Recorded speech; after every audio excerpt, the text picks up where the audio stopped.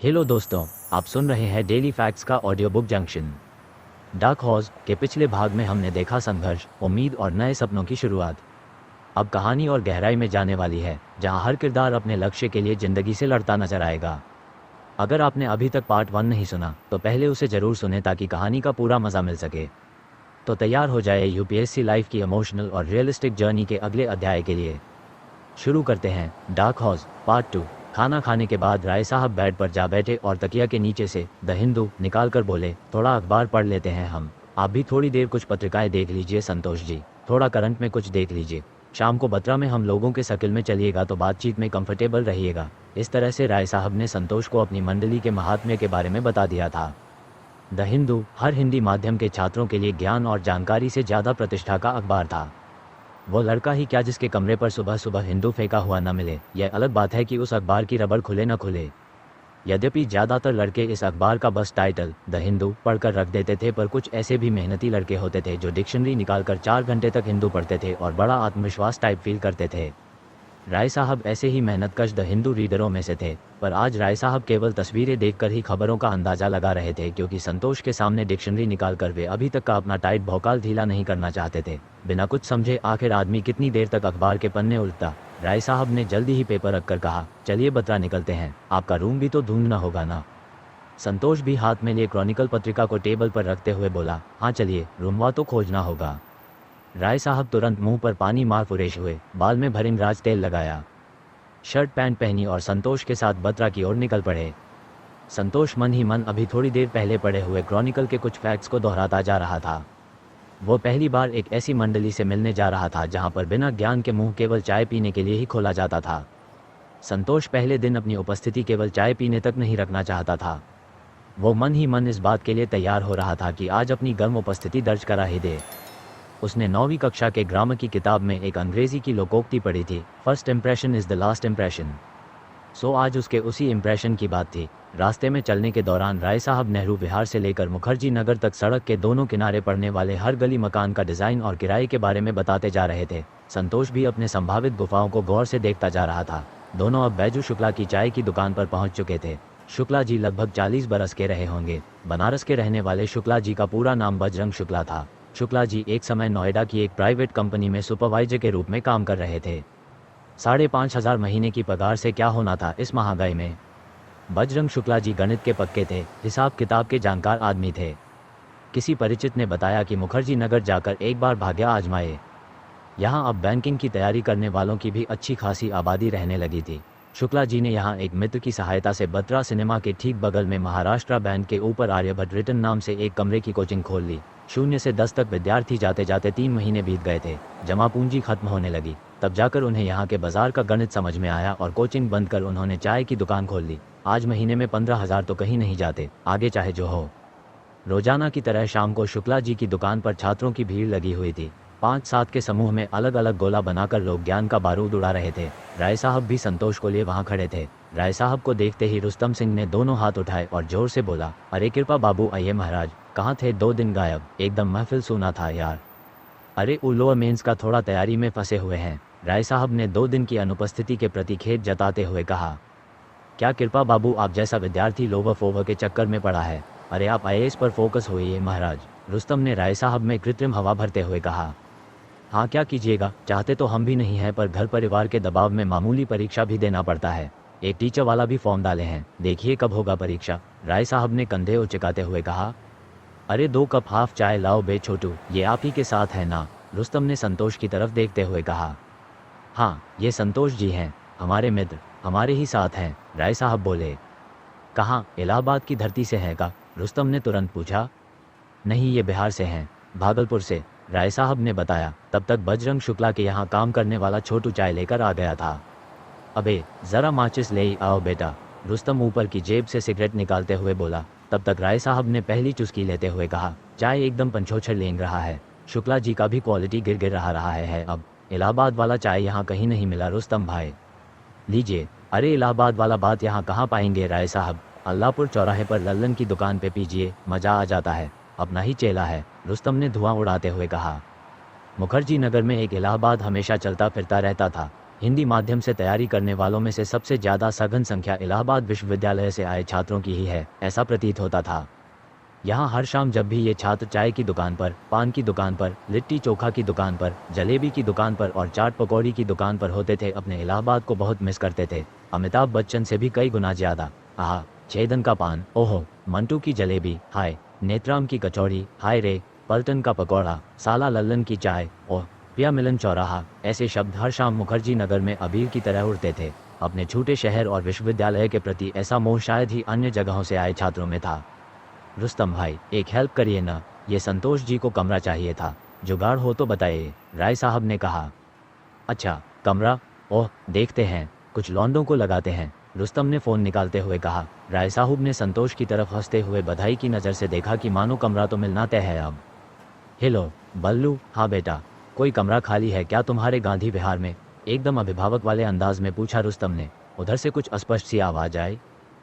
ठीक है, सारे लड़कों को बता दो कि रुस्तम भैया कमरा देखने बोले हैं, एक अपना ही चेला है बिहार का, उसके लिए चाहिए, रुस्तम सिंह ने एकदम अभिभावक वाले लहजे में कहते हुए फ़ोन काटा। देखिए, लड़कों को तो एक्टिव कर दिया हूँ, मिल जाना चाहिए, नहीं तो फिर मुझे कॉल कर देना आप, अभी मैं एक पार्टी में निकले रहा हूँ, कल फिर दर्शन होगा, कहकर रुस्तम अपनी बाइक स्टार्ट कर निकल गया। संतोष इधर यही सोच रहा था कि कैसे वो खड़े खड़े बिना रुस्तम का गुरुत्व स्वीकारे चेला हो गया था। उसने सोचा कि राय साहब से पूछे, पर फिर चेला होने को ही अपनी नियति मानकर चुप रहा। उसके मन में ये बात भी चल रही थी कि चलो अच्छा हुआ आज पढ़ाई लिखाई पर कोई चर्चा नहीं हुई, नहीं तो गलत बोलकर फंस जाता तो भी चेला ही कहा था। अच्छा हुआ बिना फजीहत के चेला बन गया। रुस्तम के अंदाज ने संतोष को प्रभावित किया था, वो रुस्तम के बारे में बहुत कुछ जानना चाहता था। रुस्तम सिंह इलाहाबाद के रहने वाले थे, विश्वविद्यालय में पढ़ाई के बाद दिल्ली आईएएस की तैयारी के लिए आ गए थे। नेताई रुस्तम सिंह के स्वभाव में थी लंबी लंबी हाँकना, 2-4 पतले दुबले मरमरहा से सेवकों के साथ घूमना उनके व्यक्तित्व में 5-6 चांद लगाता था। रुस्तम सिंह का सामाजिक दायरा बहुत बड़ा था, ऐसा उनके कर्ज लेकर फुटानी करने की बीमारी के कारण भी था। इनके कुछ मित्र अच्छी जगहों पर स्थापित थे, उनके हर घरेलू आफत या खुशी में शामिल होकर इन्होंने एक कामचलाऊ समाज सेवी का भी ऐच्छिक पद प्राप्त कर लिया था। रुस्तम सिंह कुल मिलाकर इलाहाबादी मताधीशी परंपरा के दिल्ली प्रभारी के रूप में कार्यरत थे। ये चेला पालने में फिरोज शाह तुगलक के 100 भाई थे। चेला बनाना और चेला से खाना बनवाना कोई इनसे सीखे, ये या तो आदमी को अपना चेला बनाते थे या जिससे इनकी फटती थी उसको गुरु बना लेते थे, पर अपने समकक्ष किसी को नहीं रखते थे। कई और छात्रों की तरह ये भी दिल्ली आईएएस बनकर आसमान छूने आए थे, पर अब बस इसी में संतुष्ट रहा करते थे कि जूनियर इनके पांव छूते हैं। राय साहब और संतोष दोनों वापस कमरे पर आ गए। रुस्तम ने रूम दिलवाने को कह ही दिया था। सुबह उठते ही राय साहब ने सबसे पहले रुस्तम सिंह को फ़ोन मिलाया। फ़ोन ऑफ जा रहा था। 2-3 घंटे बाद भी यही हाल था, दोपहर तक भी फ़ोन ऑफ ही था। ये रुस्तम भाई का फ़ोन ऑफ जा रहा है काफ़ी देर से, चलिए हम लोग चलते हैं प्रॉपर्टी डीलर के पास, वही दिलवा देगा, जल्दी रूम मिलेगा तो पढ़ाई भी तो शुरू करना है, राय साहब ने बतरा जाने के लिए तैयार होते हुए कहा। असल में राय साहब भी जल्दी से जल्दी अपना पिन छुड़ाना चाह रहे थे। कई महीनों के बाद तो रूम पार्टनर घर गया था। इस अकेलेपन का फ़ायदा उठाकर वे भी निजता का आनंद लेना चाहते थे। पार्टनर के घर जाने वाले दिन ही वे एक मित्र का लैपटॉप और कुछ नीली पीली सीडी ले आए थे, पर संतोष ने डेरा डाल सारा मामला खराब कर दिया था। जल्दी रूम नहीं मिलता तो संतोष यहीं टिका रहता। आखिर दिल्ली में वही एकमात्र परिचित थे उसके। बेचैनी में हर पल सभी फिल्में राय साहब मन ही मन चला रहे थे, वो भी हीरो हीरोइन का बिना नाम जाने। ई साला प्रॉपर्टी डीलर सबका तो पूछिए मत, कुकर्मियों को पता नहीं किस बात का पैसा चाहिए, खाली रूम का पता बता देता है और किराए का 50% डकार जाता है। राय साहब ने बतरा पहुंचते ही खिसियाते हुए कहा, चलिए जो होगा दे दिया जाएगा राय साहब, कितना दिन घूमिएगा हम लोग, पढ़ना भी तो है। अच्छा चलिए, अपना एक दोस्त है मनोहर, यहीं अग्रवाल मिष्ठान के पीछे वाली गली में रहता है, उसे ले लेते हैं, ज़रा ठीक रहेगा रूम खोजने वोजने में, राय साहब ने कहा। हाँ चलिए, संतोष बोला। दोनों मुखर्जी नगर के मकान नंबर 570 की सीढ़ियां चढ़ दूसरे फ्लोर पर पहुंचे। दरवाजा हल्का सटा हुआ था। जैसे दरवाजा खुला, अंदर मनोहर तौलिया पहने छाती पर कुछ चिपचिपा सा सफ़ेद पदार्थ लगाए जैन साधुओं की तरह बाल नोच रहा था। मुंह पर फेस पैक लगा हुआ था और बालों में काली मेहंदी। अरे क्या कर रहे हैं मनोहर भाई, राय साहब ने घुसते ही कहा। मनोहर पहले तो अकबका गया, फिर तुरंत खुद को सहज करते हुए बोला, अरे कुछ नहीं, बस वो चेस्ट का बाल हटा रहे थे, हमको बाल से जाड़ा में भी पसीना आ जाता है, ऊपर बटन भी खोलिए तो थोड़ा और लगता है। एकदम महाराज, बाल तो ऐसा नोच रहे हैं जैसे भुट्टा से बाली छोड़ाते हैं, राय साहब ने हंसते हुए कहा। मनोहर ने बिखरे पड़े बाल को पेपर में समेटा और मन ही मन राय साहब को गाली देने लगा। साला बिना बताए जब मन तब पहुंच जाता है, खडूस कहा कहीं का, जल्लाहा इसीलिए तो उम्र से पहले बुढ़ा गया, फैशन का मैया बहनिया करके रख दिया है ये लोग। संतोष के लिए ये दृश्य एकदम नया और रोंगटे खड़े करने वाला था। छाती का बाल नोचना, दर्द भी तो करता होगा। वह सोच भी नहीं सकता था जिस छाती के बाल को उसके गांव में हिम्मत और साहस का प्रतीक माना जाता था, उसे मनोहर तार तार करके यहाँ नोच रहा था।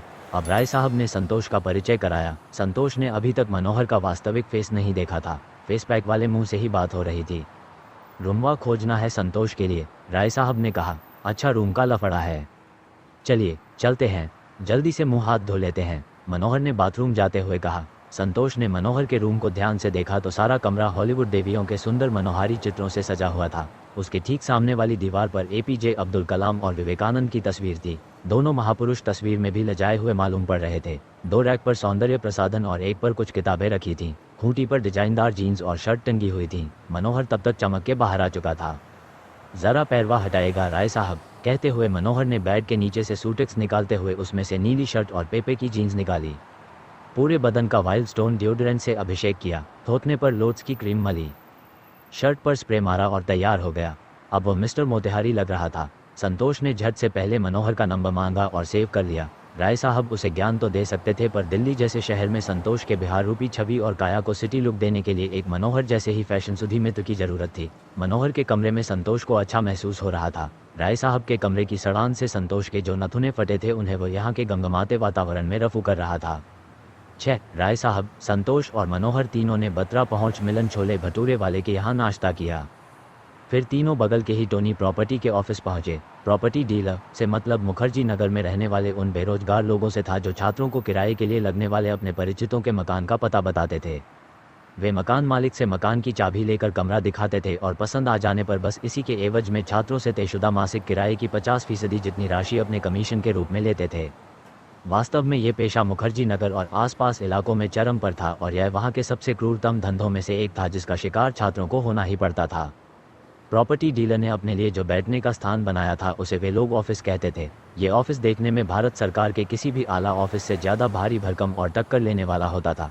रंग बिरंगे पर्दे, संगमरमर का फर्श, सोफा, झिलमिल, लाल पीली बत्तियां, बड़ी एलईडी स्क्रीन जिसका रिमोट हमेशा डीलर के हाथ में होता था, 2 बेसिक फ़ोन, 2 स्टाफ के साथ चाय और नाश्ते की भी व्यवस्था। इतना सब कुछ एक सामान्य डीलर के ऑफिस में होता था। तीनों अंदर पहुंचे तो टोनी डीलर एक भारी भरकम जिधर मन तिधर घूम जाने वाली चहुदिशा गामिनी कुर्सी पर गंभीर मुद्रा में बैठा था। उसकी भावभंगिमा से वह सीबीआई का निदेशक लग रहा था और ये तीनों मित्र चतुर्थ वर्गीय कर्मचारी की तरह खड़े थे। आओ जी, बैठ जाओ। कितने लोग रहोगे? टोनी ने पहला सवाल पूछा। जी, एक के लिए चाहिए, मनोहर ने कहा। किन्ने रहना है? टोनी ने एक साथ तीनों चेहरों को देखते हुए पूछा। जी, हमको चाहिए था कमरा। बोलते वक्त संतोष इतना नर्वस था जैसे यूपीएससी के इंटरव्यू बोर्ड के सवाल का जवाब दे रहा हो।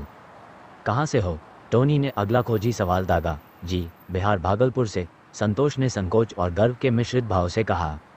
बिहार? टोनी ने आवाज़ का टोन बढ़ाते हुए कहा। हाँ, बिहार, संतोष ने फिर कहा। यार, मुखर्जी नगर तो नहीं, गांधी विहार, इंदिरा विकास चलेगा? टोनी ने पूछा। हाँ, चलिए दिखा दीजिए, राय साहब ने कहा। दिखा दीजिए क्या यार, बात पक्की कर लो। साड़ी की दुकान तो है नहीं जो तुम्हें 20-30 देखनी है, टोनी ने रूखेपन से कहा। अंकल, आखिर रूम पसंद आएगा तब तो लेंगे, मनोहर ने कहा। अपना बजट बताओ, टोनी ने टेक्निकल सवाल पूछा। 4000 से 5000 के बीच का दिखाए, संतोष बोला। टोनी ने सुनते ही हंसते हुए कहा, बेटे, इतने में तो मुखर्जी नगर में किचन मिलेगा, इतने में कैसे होगा यार? अच्छा चलो 4500 की ही करवा देता हूँ। एक बेड मिल जाएगा 1271 में, बाथरूम 8 लोगों से शेयर करना होगा और किचन सिर्फ 4 लोगों से। बोलो सेट कर दूँ? जल्दी बता दो यार। राय साहब ने संतोष की तरफ उम्मीद की नज़रों से देखा कि संतोष जल्दी हाँ बोल दे और उनके कमरे पर रखा लैपटॉप स्टार्ट हो। दिन रात बड़े बेचैन रह रहे थे राय साहब। क्या संतोष जी, देखिएगा ये वाला? राय साहब ने दबाव डालते हुए पूछा। कहा, नहीं महाराज, पैसा देंगे तो धर्मशाला में थोड़े न रहेंगे, संतोष ने गर्दन घुमाते हुए। अरे तो फिर फ्लैट वाला बजट भी रखो बेटे, 4000 में यहाँ कहाँ से मिलेगा बंगला? और तुम्हें पढ़ना ही तो है, सारे बच्चे तो रह ही रहे हैं, दिक्कत क्या है तुम्हें? एकदम सेपरेट चाहिए? लड़की सड़की का मामला है क्या? चलो फिर एक दिखा देता हूँ, 11000 का है, 24 घंटे एंट्री। छोरी लाओ, दारू पियो, कोई गल नहीं, बोलो जल्दी लेनी है, टोनी ने एकदम कमीनेपन वाले अंदाज में कहा। अंकल, हाँ सेपरेट चाहिए, माँ बहन भी तो आती है कमरे पर, संतोष ने दांत पीसते हुए कहा। टोनी यह सुनकर झेप गया, उसे अपनी बेहुदगी का अंदाजा हो गया था। वह समझ गया था बात लड़के को चुभ गई है। उसने तो रेड बात पलटते हुए कहा, वोटर आईडी है अभी लाओ, चलो एडवांस निकालो, एक 6500 का है, इंदिरा विकास में, पसंद आ जाएगा, शांत कमरा है, मस्ती में पढ़ना। तो चलिए ना, रूम तो दिखा दो अंकल, यहीं बैठकर पूरा ब्रह्मांड का एडवांस ले लीजिएगा क्या? मनोहर ने कुर्सी से उठते हुए कहा। ओए बंटी गड्डी निकाल, दिखा आ वो इंदिरा विकास वाला, कहते हुए टोनी टीवी के चैनल बदलने लगा। तीनों बाहर निकले। बंटी की बाइक पर दो ही बैठ सकते थे, तभी राय साहब ने कहा, आप दोनों देख आइए, हम यहीं रहते हैं। वे दोनों बंटी के साथ निकल गए। इधर अंदर और बाहर की गर्मी से परेशान राय साहब ने झट से बगल वाली दुकान से एक स्प्राइट खरीदी और उसको 10 मिनट में पिया। तब तक संतोष और मनोहर को बाइक पर लटकाए बंटी वापस आया। हद साला, 4 ठो रूम देखे हो राय साहब, सब बेकार, इतना अंधेरा। एकठो में तो किचन के अंदर ही रूम का सेल था। अजब अजब रूम है यहाँ, हिगने मूतने खाने का अलग से कुछ समझ में ही नहीं आता है, संतोष ने बाइक से उतरते ही कहा। चलिए फिर और देखते हैं कहीं, राय साहब ने सर खुजलाते हुए कहा। तीनों वहाँ से निकले। संतोष के मन को टोनी के लड़की लाने वाली बात बहुत बुरी लगी थी। साला कितना हरामी है यहाँ प्रॉपर्टी डीलर, लड़की लाओगे कहता है, साला भागलपुर पटना होता तो काट देते, बहुत मन बड़ा हुआ है यहाँ, संतोष ने मुट्ठी बांधते हुए कहा। रहने दीजिए, उसकी गंदी सोच है, हमें क्या, उसका ही मन अपवित्र होगा, राय साहब ने संत के फ्लेवर में कहा। अजी, यहाँ लोकल लोगों का व्यवहार ऐसा ही है, मकान मालिक भी लड़कों को झांट ही समझता है। एक तारीख हुआ नहीं कि कपार पर चढ़ जाता है, लगता है जैसे देश छोड़ के भाग रहे हैं। प्रॉपर्टी डीलर का भाषा तो आप सुन ही लिए, और साला यहाँ हम ही लोग ही जड़ा हैं। एक बार मिल के आवाज़ उठा देते तो दिल्ली हिल जाता, लेकिन नहीं, सब चुपचाप सुनेगा काहे कि आईएएस बनने आया है। साला, हम तो कहते हैं डूब मरना चाहिए ऐसा आईएएस बनने से पहले। भोसड़ी के जब इज्जत ही नहीं बचेगा तो का उखाड़ेंगे आईएएस बन के। मनोहर ने एक सांस में इतना बोल दिया। सही बात कह रहे हैं मनोहर जी, सेल्फ रेस्पेक्ट भी तो एगो बात होता है। ये क्या कोई भी कुछ आरोप लगा देता है? हम लोग क्या यहाँ साला अयासी करने आए हैं जो बोल दिया उल्टा पुल्टा? चल के देखिए, इलाहाबाद, पटना, भागलपुर में इज्जतदारी के साथ पढ़ाई होता है। यहाँ पर एक बार छात्र का संगठन खड़ा करना होगा। कसम से एक बार ताकत देखा दिए ना तो बोली चाली व्यवहार ठीक हो जाएगा और किराया भी मनमाना बंद हो जाएगा। संतोष ने मनोहर की तरफ देखते हुए कहा। सुनिए आप लोग, यहाँ हम सब पढ़ने आए हैं। यहाँ कौन सा जिंदगी गुजारना है जो समाज सुधारना जरूरी है। चुपचाप बैठ के पढ़ना है, सिलेक्शन लेना है और निकलना है। अपने लक्ष्य से भटकिए मत आप लोग, कितना से लड़िएगा, कोई एकता नहीं होगा यहाँ। सब पढ़ाई पर फोकस होइए, सब पढ़ने आए हैं, यहाँ राजनीति थोड़े न करना है, राय साहब ने खोखले जोश के साथ कहा। हाँ, निकलना है, निकलना है, वो तो हम समझ गए, पर निकल कहाँ पा रहे हैं? 5 साल से तो यहाँ बौक ही रहे हैं ना। पढ़ने तो आए हैं, पर पढ़ने ही में कोई नीचे उंगली करे तो क्या करिएगा राय साहब? चुपचाप ऐसे ही प्रवचन पेलिएगा, मनोहर ने चिढ़ते हुए कहा। कमरे पर रहिए, कोई वहाँ थोड़े ना आता है बोलने, हम लोग छात्र हैं, केवल पढ़ना हमारा काम है, राय साहब बोले। कोई हमारी खड़े मार ले तब भी पढ़िए आप ऐसन पढ़ाई, मनोहर ने तमतमाते हुए कहा।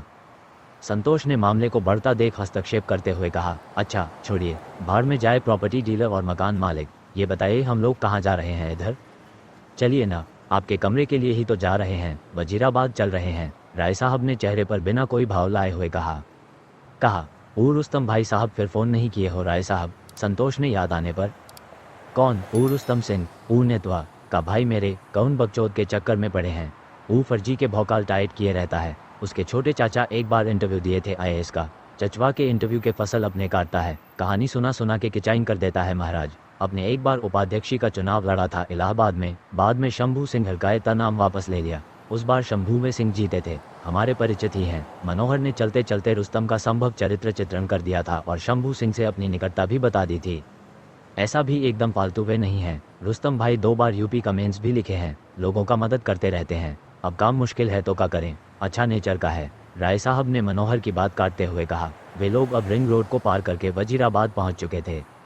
साथ इधर, अच्छा गली नंबर 14 जा रहे हैं क्या राय साहब? मनोहर ने पूछा। हाँ वहीं जा रहे हैं, राय साहब ने कहा। गली नंबर 14 का मकान नंबर 72/90 ग्राउंड फ्लोर। अचानक कमरे के दरवाजे पर दस्तक हुई। अरे आइए राय साहब, आप हैं? आओ भाई मनोहर, कैसे हो भाई? दरवाज़ा खोलते ही गुरुराज सिंह ने कहा। सब दुआ है गुरु भाई, आप कहिए क्या चल रहा है? मनोहर ने आगे बढ़ते हुए। बस घड़ी और सांस, फिलहाल यही दोनों लगातार चल रही हैं, हंसते हुए गुरुराज सिंह ने कहा।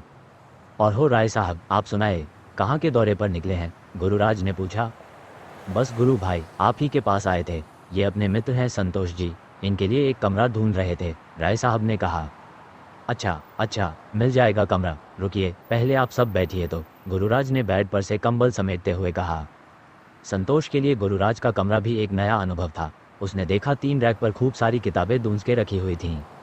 एक बड़े टेबल पर लैंप रखा था, उस पर कुछ पत्रिकाएं और 2 कॉपी पड़ी हुई थीं। टेबल के नीचे एक म्यूजिक सिस्टम जिसमें आबिदा परवीन की गजल धीमी आवाज में बज रही थी। एक कोने में छोटी चौकी पर देवताओं की तस्वीरें रखी हुई थीं। तकिए के पास सिगरेट का डिब्बा ऐसे रखा हुआ था जैसे दमे का मरीज हमेशा अपने सिरहाने सांस फूलने की टैबलेट रखता है। दीवार पर बस विश्व का एक नक्शा चिपका हुआ था। नीचे चटाई पर अल्बेयर कामू की द रिबेल के पन्ने उल्टे पड़े थे।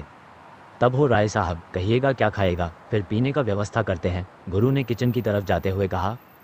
अरे नहीं, कुछ नहीं गुरु भाई, पीने वीने का प्लीज़ ये सब छोड़िए, राय साहब ने थोड़ा लजाए अंदाज में कहा। काहे छोड़िए महाराज, काहे आप पीते नहीं हैं क्या?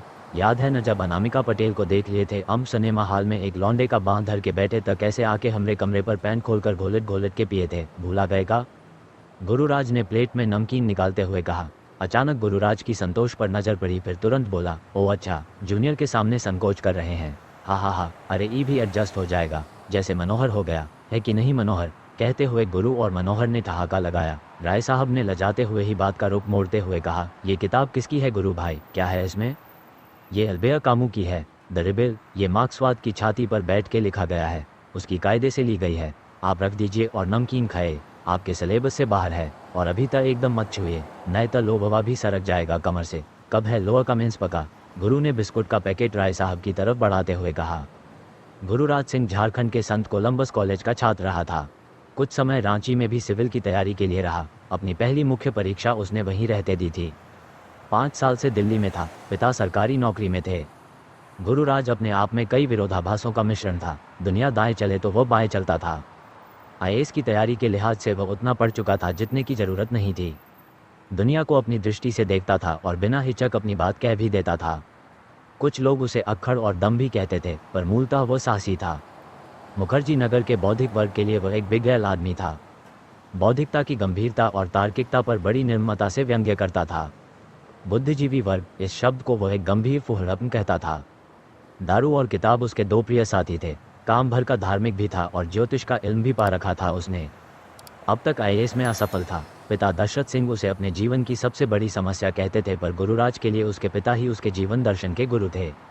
गुरुराज ने अपने जीवन के कई साल झारखंड के आदिवासियों के बीच गुजारे थे और उनके प्रति उसकी संवेदना कभी कभार उसके विचारों में छलककर देखी जाती थी। कुछ लोगों का कहना था कि वह कभी नक्सली संपर्क में भी रहा था, यद्यपि उसके सर पर कुछ पुलिस केस भी थे जिसे वह अपने छात्र जीवन के दौरान कई सामाजिक संगठनों से जुड़े होने के कारण राजनीतिक षड्यंत्र का नतीजा बताता था। कुल मिलाकर उसे देखकर कहा जा सकता था कि वह संभावनाओं से भरा एक निराश और बेचैन आदमी था। राय साहब गुरु के सामने हमेशा बचाव की मुद्रा में रहते थे। वे गुरु को रग रग से जानते थे। राय साहब की विद्वता और उनका आदर्श गुरु के सामने उस ढीले जांघिए की तरह था जो कभी भी गुरु के एक झटके से सरक सकता था। संतोष गुरु के सामने अपने पहले गुरु राय साहब की दशा देखकर हैरान था। उसे अब गुरु में महागुरु नजर आने लगा।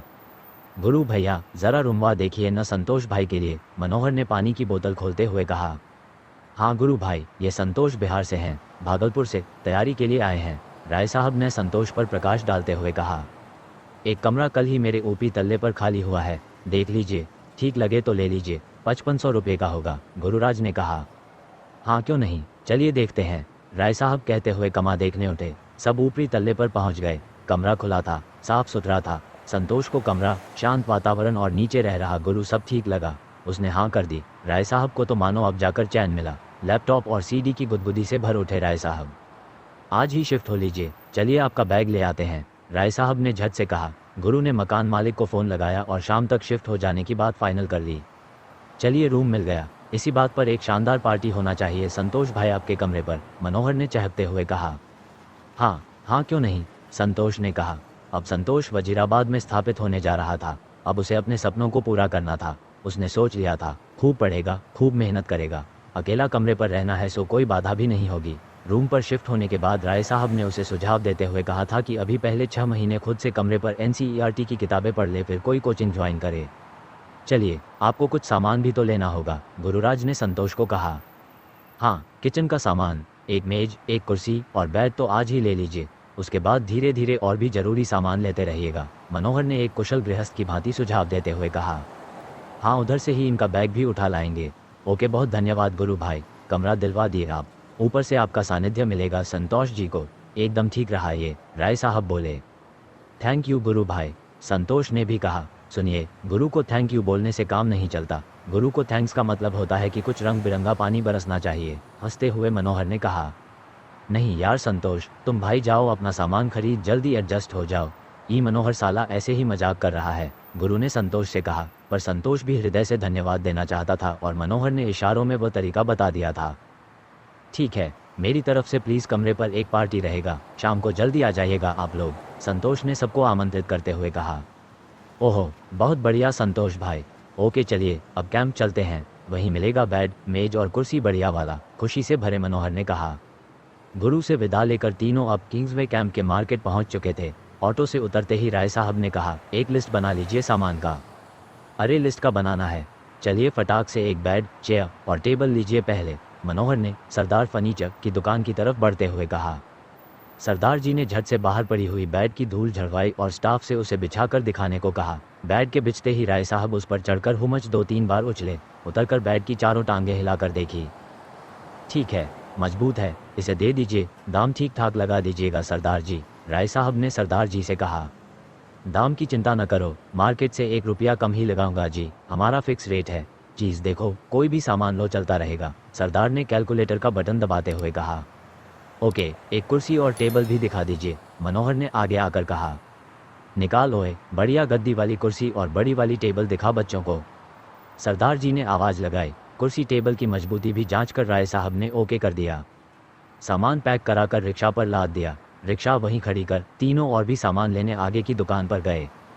बेड का गद्दा और तकिया खरीद उसे भी बंधवा लिया। किचन का सामान खरीदते वक्त भी राय साहब ने तवे को 3 बार पटक कर देखा। राय साहब हर सामान की मजबूती देख लेना चाहते थे। उनका अनुभव जानता था कि विद्यार्थी को यहाँ तैयारी में 5-8 साल लगना आम बात है, सो हर साल नया सामान खरीदने का झंझट न रहे। जो भी लेना हो टिकाऊ ही लें, जो IAS के 4 प्रयास और PCS के अनेक प्रयास में भी साथ निभाता रहे। जरूरत के और भी सामान लेकर तीनों ने एक और रिक्शा लिया। दोनों रिक्शों पर सामान लादे वहाँ से निकल पड़े। संतोष ने बिना कटौती किए जरूरत का हर सामान खरीद लिया था। उसने किसी सामान की मजबूती या गारंटी नहीं देखी, वह तो बस 1 साल में ही अपने सपनों को साकार करने की ठान कर आया था। वह रिक्शा पर लदे सामान को युद्ध सामग्री के तौर पर देख रहा था। उसे अब UPSC से लड़ाई जीतनी थी। वह बस जल्द कमरे पर पहुंचकर सारा सामान एडजस्ट कर पढ़ाई में जुट जाना चाहता था। लीजिए, एक एक करके अंदर करिए सब सामान और चलिए अंदर लगाते हैं सामान को, मनोहर ने कुर्सी को दरवाजे तक पहुँचाकर कहा। 5 मिनट में सारा सामान कमरे के अंदर था। कहा, आप लोगों का बहुत ऋणी हूँ मनोहर जी और राय साहब, संतोष ने कृतज्ञ भाव से। अरे इसमें ऐसी कोई बात नहीं, बस अब आप अपने हिसाब से ये सब सामान सेट कर लीजिएगा, फिर पढ़ाई में जुट जाए। और हाँ, एक निब वाला पेन और स्याही ले लीजिएगा, निब वाले पेन से लिखने का अभ्यास डालिए, राय साहब ने नल खोलकर हाथ धोते हुए कहा। ठीक है राय साहब, कल सुबह किताब लेने आ जाऊंगा बत्रा पर, मनोहर जी भी आ जाएंगे सुबह, फिर हम तीनों वो रात की पार्टी वाला भी सामान सब खरीद लेंगे। गुरु भाई को भी मैं अभी बुलाऊंगा कल के लिए, संतोष ने रैक को दीवार के साथ लगाते हुए कहा। ठीक है हम लोग चलते हैं अब, राय साहब ने कहा। जी ठीक है, कल मिलते हैं, संतोष उन्हें दरवाजे तक छोड़ने निकल आया। चलिए मनोहर जी, गुरु भाई से भी कल ही मिलेंगे, राय साहब ने धड़ाधड़ सीढ़ी उतरते हुए मनोहर से कहा। हाँ महाराज, आप इतना हड़बड़ी में हैं, आज सीढ़ी चलेगा का खूब, कहकर मनोहर ठहाका मारकर हंसा। राय साहब भी गुदगुदा गए। 8 संतोष अब कमरे पर बड़े करीने से अपने सपनों की दुनिया सजा रहा था। अब उसे मिशन IAS शुरू करना था। बेड को दक्षिण उत्तर की दिशा में लगा, कुर्सी और मेज को पूरब की दिशा में लगाया। भगवान की छोटी छोटी मूर्तियों के लिए एक छोटा सा टेबल पूरब और उत्तर के कोने में लगाया। उत्तर की तरफ किताब का रैक लगाया। उसने कमरे के रख रखाव में अपनी जानकारी भर पूरे वास्तु का ख्याल रखा। कमरे से लेकर किचन तक की सजावट के बाद संतोष बिना खाए पिए थक कर ना जाने कब सो गया। सुबह राय साहब की कॉल के साथ ही उसकी नींद खुली। हेलो, सुप्रभात संतोष जी, कब आ रहे हैं बत्रा? जल्दी आइए, किताब खरीदना होगा ना सब तो, राय साहब की एकदम फ्रेश आवाज़ आई उधर से। हम बस उठ गए हैं राय साहब, तुरंत आधा घंटा में आते हैं, आप भी पहुँचिए, संतोष ने आंख बंद में ही कहा। फ़ोन रखते ही संतोष एक झटके में उठा और बाथरूम की तरफ दौड़ा। नहा धोकर जल्दी जल्दी हनुमान चालीसा पढ़ तुरंत कपड़ा पहन जाने को तैयार हो गया। इधर राय साहब तो रात भर सोए ही कहाँ थे, पूरी रात लैपटॉप पर आंख गड़ाए गुजारी थी। सुबह जल्द से जल्द खुले वातावरण में जाकर अब कुछ सजीव चित्र देखना चाह रहे थे, इसलिए संतोष को फ़ोन लगा बत्रा बुला लिया था। ब्रश करके मुंह पर पानी मार, तौलियाँ हटाकर फुल पैंट पहनी और शर्ट डाल राय साहब भी बत्रा के लिए निकल गए। बत्रा पहुँच संतोष ने राय साहब को कॉल लगाया। राय साहब तब जूस पीकर बस स्टॉप वाली सीट पर बैठे संतोष का इंतजार कर रहे थे। संतोष को वहीं बुला, दोनों किताबों की दुकान की तरफ चले। दुकान पहुंचते ही राय साहब ने संतोष को पीछे किया और अपने पर्स से एक पुर्जा निकाला। ये किताबों की लिस्ट थी जो राय साहब ने अपने अनुभव और जानकारी से तैयार की थी। इस पुर्जे में मुखर्जी नगर के सारे अनुभवी शिक्षकों और संस्थानों के द्वारा सुझाई गई पतली मोटी किताबों के नाम अंकित थे। राय साहब ने इस पुर्जे से न जाने कितने विद्यार्थियों के कमरे किताबों से भरवाए थे। आज संतोष की बारी थी। सीनियर होने और यहाँ मुखर्जी नगर में 5-6 सालों से लगातार रहने का दायित्व बोध इतना था कि राय साहब के पास सामान्य अध्ययन समेत लगभग सभी प्रमुख विषयों की किताबों की लिस्ट थी। यद्यपि उनके अपने विषय हिंदी साहित्य और इतिहास थे। आप विषय क्या रखिएगा, कुछ सोचे हैं संतोष जी? राय साहब ने एकदम गंभीर भाव से पूछा। इतिहास से बीए हूँ, वही रख लेंगे एक तो, दूसरा आप ही मार्गदर्शन कर दीजिए, संतोष ने बड़े संयम और साफ मन से कहा। चलिए फिर दूसरा हिंदी साहित्य रख लीजिए, हाल से अच्छा अंक आ रहा है, इसमें काफ़ी लोग सेलेक्ट हो रहे हैं। इतिहास और हिंदी साहित्य के कॉम्बिनेशन से राय साहब ने एक LIC एजेंट की भांति पॉलिसी समझाने जैसा कहा। हमारे एक परिचित एक बार समाजशास्त्र से मेंस दिए थे। कैसा विषय है समाजशास्त्र? संतोष ने जिज्ञासावश पूछा। विषय सारे ठीक हैं, आप अपनी रुचि देख लीजिए। हिंदी साहित्य का सिलेबस छोटा है, अंकदायी विषय है, अच्छे टीचर भी हैं यहाँ इसके, और सबसे बड़ी बात है कि हमारा भी हिंदी ही विषय है। सो कोई भी समस्या होगी तो आपको एक सपोर्ट मिल जाएगा। कितने लड़कों को हिंदी पढ़ाया हूँ मैं, आज सबके सब बहुत सहज हैं हिंदी में। बस पिटी हो जाए तो फिर देखिएगा सबको अच्छा नंबर आएगा हिंदी में। राय साहब ने अपने विषय की पुरजोर वकालत की। अच्छा राय साहब, अभी तो इतिहास और सामान्य अध्ययन का किताब दिलवा दीजिए, दूसरा विषय थोड़ा समय लेके सोच लेंगे। संतोष ने खुद को तत्काल विषय चयन के उहापोह से निकालते हुए कहा। जैसी आपकी इच्छा भाई, हम तो जो विषय कहिएगा उसी में आपको हेल्प कर देंगे। आइए पहले ले लें आपका किताब सब। राय साहब ने अपनी सर्व विषय पारंगत होने की जानकारी देते हुए शेल्फ से एक किताब निकालते हुए कहा। राय साहब एक के बाद एक रंग बिरंगी हर साइज की कई किताबें चुन चुनकर साइड में रखे जा रहे थे। किताबों का चयन बड़ी निर्ममता से बिना मूल्य देखे करते जा रहे थे। सबसे पहले तो 30 से अधिक किताब कक्षा 6 से कक्षा 12 तक की NCERT के अलग कर रख दिए थे। उसके बाद अन्य किताबें और साथ में इंडिया ईयर बुक के साथ 4 पत्रिकाएं भी। संतोष चुपचाप राय साहब के द्वारा दी जा रही किताबों का ढेर लगाए जा रहा था। उधर दुकानदार एक तरफ से कैलकुलेटर पर खूट खूट करके मूल्य अंकित किए जा रहा था। संतोष ने देखा अब तक 2200 रुपये से अधिक की किताब जमा हो गई थी और उधर राय साहब की नज़र निष्ठुर भाव से और भी किताबें ढूंढ रही थीं। संतोष कुछ नानुकुर भी नहीं कर सकता था, ज़रा सी ना उसे तैयारी के प्रति अगंभीर साबित कर सकती थी। किताबें खोजते खोजते जब राय साहब पसीने से तरबतर हो गए तब उन्होंने कहा, अब आज इतना ही रहने देते हैं। ठीक है, इसको पैक करवा दीजिए, संतोष ने एक लंबी सांस लेते हुए कहा। संतोष ने 500 के 6 नोट निकाल दुकानदार को दिए। कुल 2730 रुपये मात्र का बिल बना। सारी किताबों को एक बड़े कार्टन में पैक कर बांध दिया गया। संतोष को अब जाकर अचानक मनोहर का ख्याल आया। सोचा अगर थोड़ी देर पहले बुला लेता तो शायद ये कार्टन थोड़ा हल्का भी हो सकता था। उसने मनोहर को फ़ोन लगाया। मनोहर भी तैयार बैठा था। ओहो, हमरे आने से पहले ही आप लोग बियर का कार्टन खरीद लिएगा राय साहब, मनोहर ने आते ही कार्टन देख कहा। वाह मनोहर जी, जाकी रही भावना जैसी, प्रभु मूरत देखी तिन्ह तैसी, राय साहब ने बिना अवसर गंवाए कहा। बियर नहीं, राय साहब की लिस्ट से किताब खरीदे हैं, संतोष ने हंसी और दर्द के मिक्स भाव से कहा। मनोहर एक पल के लिए झेपा पर उसने तुरंत पलटवार करते हुए राय साहब की तरफ देखा। क्या बात है राय साहब, आंख बड़ा लाल लाल लग रहा है, रात भर जगे हैं क्या? मनोहर ने मुस्कुराते हुए कहा। हाँ, थोड़ा लेट सोए थे, राय साहब ने बिना कोई भाव चेहरे पर लाए कहा। रात भर खूब पढ़े हैं लगता है, मनोहर ने व्यंग्य में कहा। संतोष समझ चुका था कि अब बात CD और फिल्म पर जा सकती है और मामला फिर आदर्श और नैतिकता जैसे महान मुद्दों की तरफ मुड़ सकता है। राय साहब आहत भी हो सकते हैं। आज शाम संतोष का कमरा लेकर सेट होने की पार्टी थी, सो वो इस उत्सव में कोई खटपट नहीं चाहता था। महाराज, शाम के लिए क्या क्या लेना है, जल्दी बोलिए, संतोष ने बीच में टोकते हुए कहा। आप भेज हैं कि नॉन भेज, ये बताइए, मनोहर ने संतोष से सवाल किया। हम तो शाकाहारी हैं मनोहर जी, संतोष ने कहा। चलिए फिर बस आधा किलो ही चिकन लेते हैं और आधा किलो पनीर ले लेते हैं आपके और गुरु भाई के लिए, वो भी शाकाहारी हैं, मनोहर ने संतोष से कहा। हम भी चिकन कम ही खाएंगे भाई, राय साहब ने कहा। ठीक है, आप दरो तब पीजिएगा ना, बता दीजिए उसी हिसाब से लेना होगा। आदर्श मत पे लिए अभी, रात को घट जाएगा तो मूड खराब हो जाएगा पूरा, बता देते हैं, मनोहर ने पूरा चिढ़ते हुए कहा। आप अपने मन से ले लीजिए जितना लेना है, दारू सड़ता नहीं है समझे आप, एक बोतल ज़्यादा ले ही लीजिएगा तो आप और गुरु भाई के रहते दारू बर्बाद नहीं हो जाएगा मनोहर जी, राय साहब ने एक सांस में कह दिया। राय साहब ने एकदम किसी मंझे हुए वैश्विक नेता की भांति बिल्कुल कूटनीतिक भाषा में बोलते हुए अपनी स्वीकृति दे दी थी। वे भी नहीं चाहते थे कि रात को अगर पीने की जोरदार इच्छा हो गई तो दारू घट जाए। वैसे भी अब वे संतोष के सामने धीरे धीरे खुलने ही लगे थे। उन्हें ये भी लग रहा था कि मनोहर ने तो उनके कई कारनामों के बारे में बताया ही होगा संतोष को, और अब संतोष भी गुरु के ही फ्लैट में है, सो वहाँ भी कभी कभार चर्चा निकल ही पड़ेगी। इससे अच्छा है कि ज़्यादा आदर्श की जगह थोड़ा प्रासंगिक दिखकर अपना प्रभाव बनाए रखें। पनीर, चिकन, नमकीन, चिप्स आदि के साथ तेल, मसाला और सलाद के आइटम खरीद सारा सामान दे संतोष को ऑटो पर बिठा राय साहब ने विदा ली। अब शाम को आते हैं, चले थोड़ा दिन में कुछ करंट के टॉपिक का नोट्स बनाना है। राय साहब ने चलते चलते तैयारी बम पटक दिया। मनोहर जी आप कब आएंगे? संतोष ने पूछा। हम भी आते हैं शाम में। अभी तो आप बुलाए तो आ गए, एक मित्र को समय दिए हैं, अभी मिलकर 5 बजे तक पहुंच जाएंगे।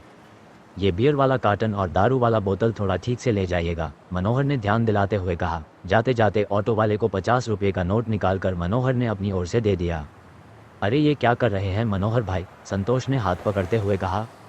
रहने दीजिए, कोई औपचारिकता थोड़े है, आप इतना खर्च कर रहे हैं, कहाँ रोके, अब चेंज था सो दे दिया, प्लीज़। हाँ अच्छे से पकड़े रहिएगा, ये कांच है देखिएगा थोड़ा, मनोहर ने हाथ हिलाते हुए कहा। ऑटो चल दिया। संतोष पुनर्तः वैष्णव था, न कभी शराब पी थी, न मांस मछली छुआ था। अभी संतोष के अंदर का द्वंद्व देखने लायक था, मुंह उससे भी ज़्यादा दर्शनीय था। किताबों के कार्टन को ऑटो में पीछे धकेल कर रख दिया था। बियर और दारू भरे कार्टन को गोद में लिए बैठा था कि कहीं कांच फूट ना जाए। दिल्ली आने का मूल उद्देश्य अनजाने में ही पीछे हो गया। दाहिने हाथ में पनीर, सलाद का सामान और तेल मसाला झुलाए हुए था, बाएं में चिकन की काली पॉलीथीन।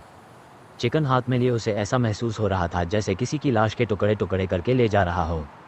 दोनों जांघों के बीच रखे बियर, दारू भरे कार्टन और हाथ में चिकन की पॉलीथीन उसके शरीर में अजीब सी सिहरन पैदा कर रहे थे। उसे अचानक 10 साल पहले का अपने नए बने घर का गृह प्रवेश याद आया। किस तरह भयंकर पूजा पाठ और मंत्रोच्चारण के बीच गौमाता के साथ प्रवेश किया था उसके माता पिता ने घर में। आज संतोष का दिल्ली में अपने कमरे में प्रवेश का ये दिन था। दारू, मुर्गा, बियर, यही सब सोचे जा रहा था संतोष। फिर संतोष मन ही मन अपने समर्थन में तर्क गढ़ने लगा।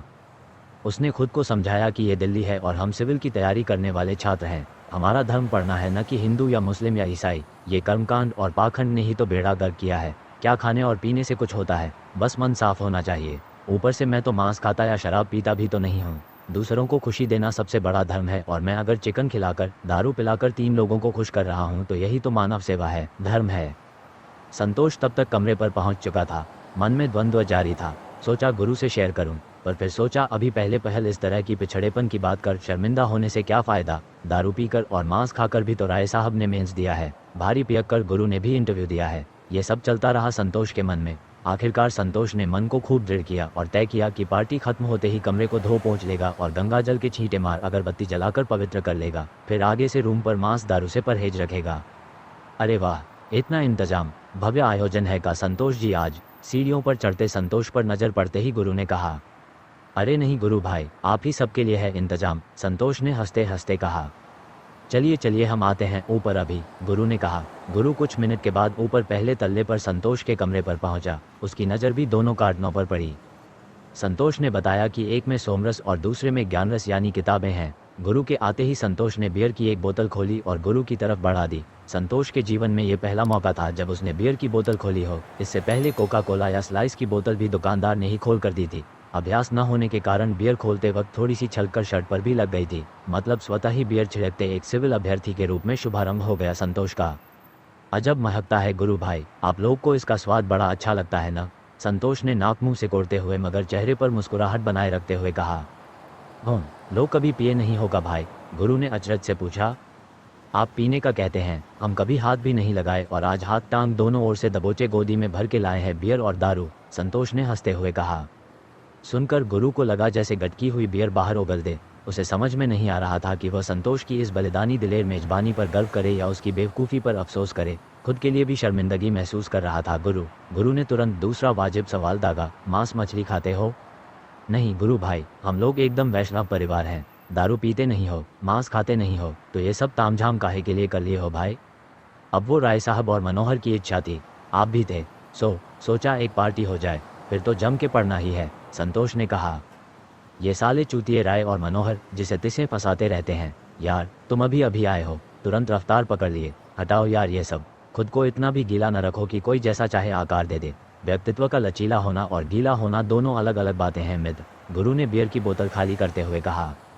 अपराध बोध के बावजूद भी उसने इसको अपने बियर पीने की गति में कोई बाधा नहीं बनने दिया, क्योंकि वह जानता था बियर के निर्बाध अंदर जाने पर ही अच्छे विचार ऊपर आएंगे। गुरु ने बियर वाली कार्टन अपने कमरे पर रखवा दी और एक मित्र को फ़ोन करके चिकन वहाँ बनवाने की व्यवस्था कर दी। खाना पीना गुरु के ही रूम पर होना तय हो गया। यद्यपि गुरु भी शाकाहारी था, पर वह संतोष की असहजता को समझ गया था।